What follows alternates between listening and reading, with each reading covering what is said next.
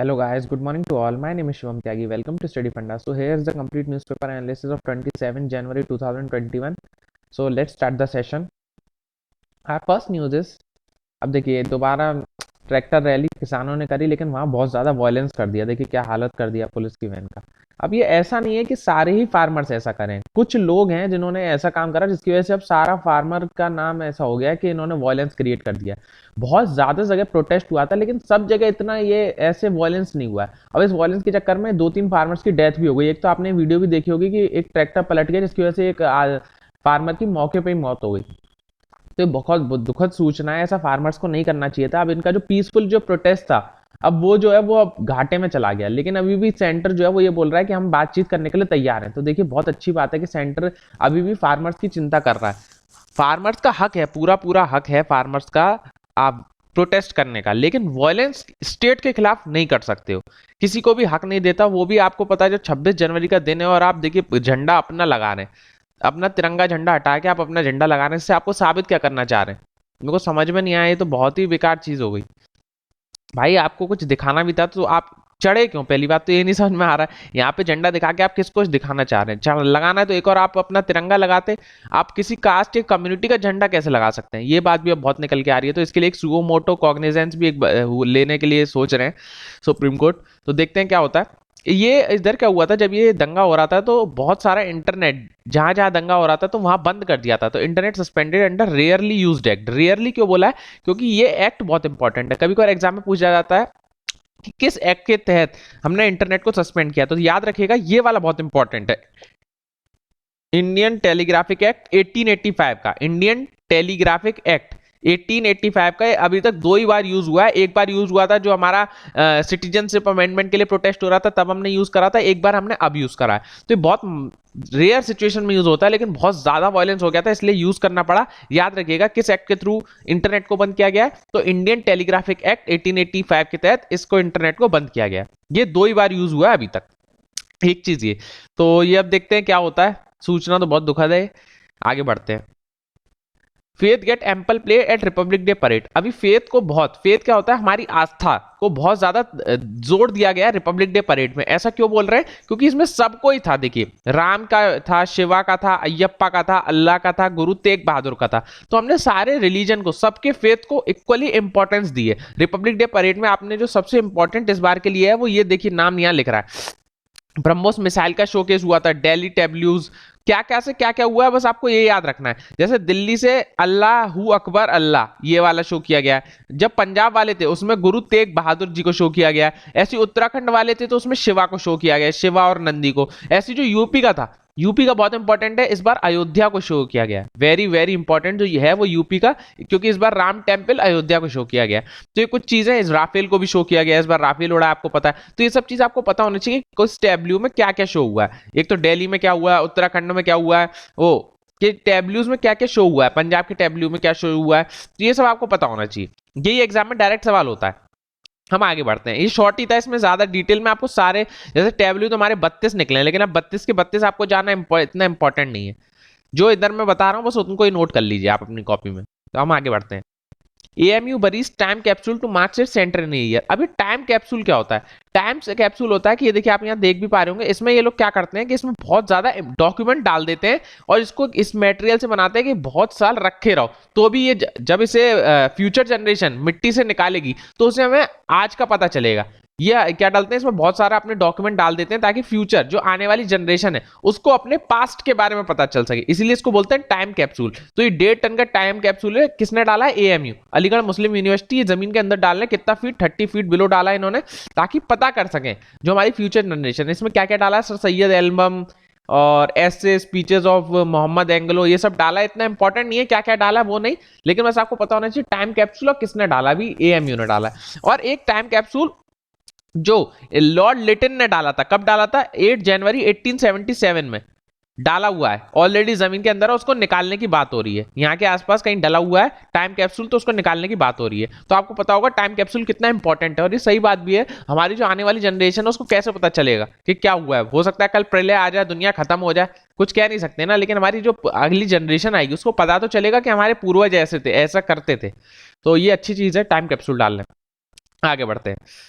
Guarding the republic. अब देखिए BSF जो है गार्ड कर रहा है कहां पर, near the line of control in north Kashmir. ये द बेस्ट फोर्स मेरे को इसलिए लगती है क्योंकि ये एक्सट्रीम में काम करती है हमेशा। मैं आपको कितनी बार बोला हूं एक्सट्रीम, एकदम एक्सट्रीम गर्मी, जो गुजरात राजस्थान की गर्मी है उसमें भी बीएसएफ है, और ठंड, ये देखिए कश्मीर वाले रीजन, इसमें भी ठंड, इतनी गर्मी से लेके फुल ठंड तक बीएसएफ काम करती है। तो वेरी वेरी आपकी किसी की चॉइस भी हो सकती है बीएसएफ में काम करना, तो बहुत अच्छी बात है। तो बीएसएफ बनी कब थी? तो 1965 में बनी थी, जब हमारा इंडिया पाकिस्तान का जब युद्ध हो गया था। उसके बाद हमें महसूस हुआ कि हमारे लिए एक स्पेशल हमें फोर्स चाहिए जो हमारी बॉर्डर को प्रोटेक्ट कर सके। तो ये प्रोटेक्ट करती है हमारी इंडिया पाकिस्तान बॉर्डर को। सबसे इंपॉर्टेंट चीज तो यही है। इसका मोटो जो है वो है ड्यूटी अनटू डेथ, मरणोपरांत तक हम ड्यूटी करेंगे, ड्यूटी अनटू डेथ, ये इसका मोटो है। आज का क्वेश्चन ये है कि इसको हेड कौन करता है, इनके डीजी का नाम आप मेरे को कमेंट सेक्शन में बनाएंगे। बीएसएफ को हेड कौन करता है, उनका नाम क्या है, क्योंकि अभी रिसेंटली चेंज भी हुए थे वो, तो उनका नाम आज कमेंट सेक्शन में बताएंगे। वेरी वेरी इंपॉर्टेंट, जो भी हम डिफेंस की तैयारी कर रहे हैं उसमें हमको पता होना चाहिए। तो बीएसएफ के बारे में मैंने आपको बता दिया। और एक और इंपॉर्टेंट चीज, ये लॉन्गेस्ट, वो सबसे बड़ी, लार्जेस्ट, सॉरी लॉन्गेस्ट नहीं, लार्जेस्ट बॉर्डर फोर्स है इन द वर्ल्ड, सबसे बड़ी है बॉर्डर फोर्स इन वर्ल्ड। तो बहुत बढ़िया बात है। तो आप लोग भी जा सकते हैं इसमें। इसकी सेपरेट एयर विंग है, सेपरेट आर्टिलरी विंग है। जो चीज आर्मी को मिलनी चाहिए वो बीएसएफ के पास है, क्योंकि आर्टिलरी एयर विंग केवल इंडियन आर्मी को मिलती है या फिर बीएसएफ को मिलती है, और किसी सीएपीएफ को नहीं मिली है, central arm police force. 5 central arm police force है, उसमें से एक ही है बीएसएफ। आगे चलते हैं। School of public health launch in Rajasthan. तो बस आपको इतना पता होना चाहिए कि अभी स्कूल जो है पब्लिक हेल्थ से रिलेटेड कहां खुला है। डायरेक्ट एग्जाम में सवाल होगा तो उसका आंसर होगा Rajasthan. School of public health कहां खुला है? राजस्थान में खुला है। बस इसके ज्यादा और डिटेल में जाने की जरूरत नहीं है, राजस्थान सिंपल आंसर होगा। आगे चलते हैं। Pursuing national interest at the UN high table. यहाँ बात हो रही है यूएनएससी की, यूएन सिक्योरिटी काउंसिल। तो इसमें क्या हुआ है कि अभी आपको पता है इंडिया जो है वो नॉन परमानेंट मेंबर 2 साल के लिए अपॉइंट किया गया है। तो यहाँ यही बात हो रही है कि इंडिया को परमानेंट सीट मिलनी चाहिए, ये नहीं मिलनी चाहिए। हमारे काम का नहीं है, हमारे काम का जो है मैं यहाँ बता देता हूँ। तो सिक्योरिटी काउंसिल बनी कब थी? तो 1945 में बनी थी।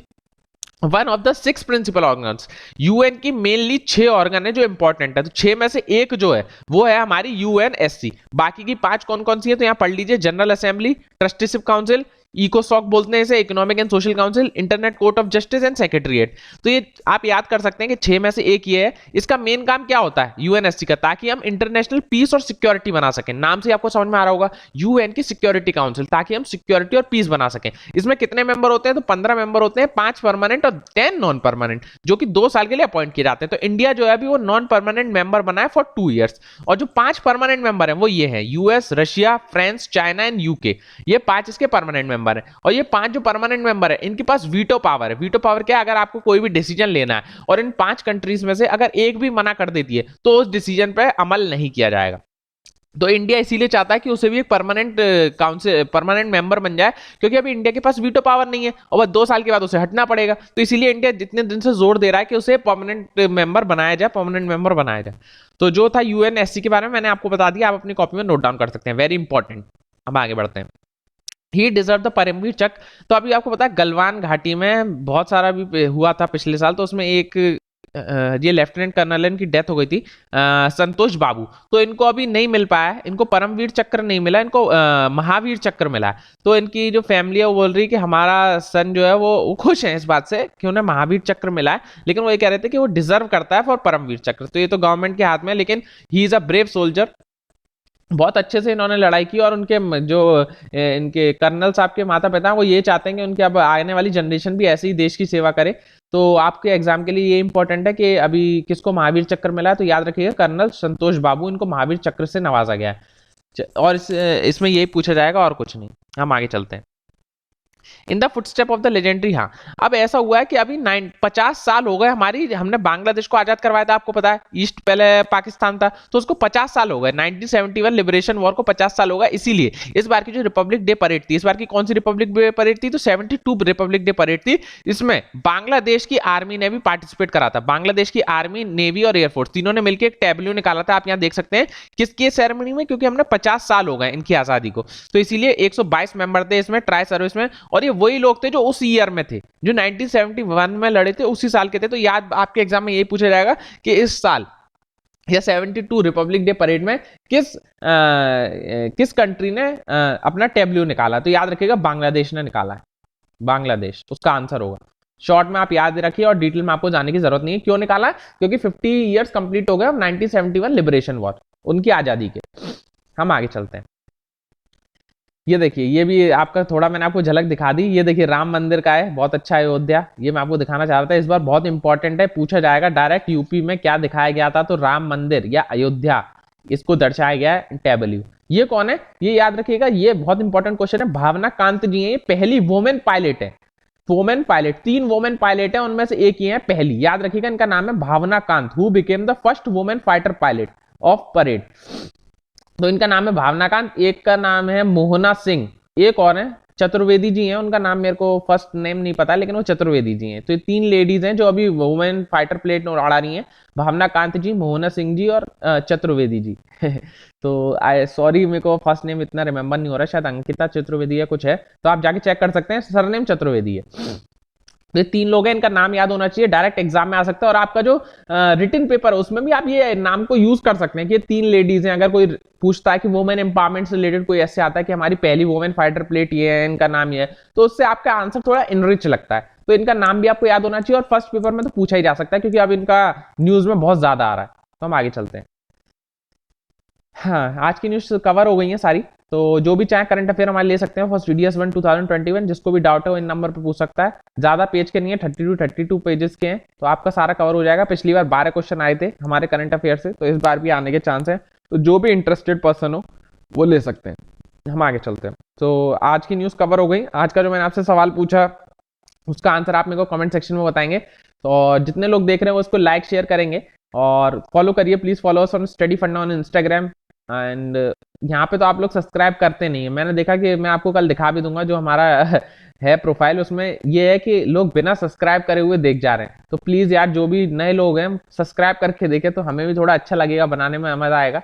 और मेरे को चाहे तो मेरे को भी फॉलो कर सकते हैं, शिव_त्यागी_ST फॉर इंस्टा। और कोई भी क्वेश्चन आप मेरे को सीधे इंस्टा पे मैसेज करिए, मैं आपका सीधा रिप्लाई दूंगा। और कोई भी क्वेरी है तो आप स्टडी फंडा पे भले हमारे व्हाट्सएप नंबर पे, इस वाले नंबर पे आप इंक्वायरी कर सकते हैं, तो आपको सारा रिप्लाई मिलेगा। सो टेक केयर, मेहनत करते रहिए, पढ़ते रहिए, बाय बाय।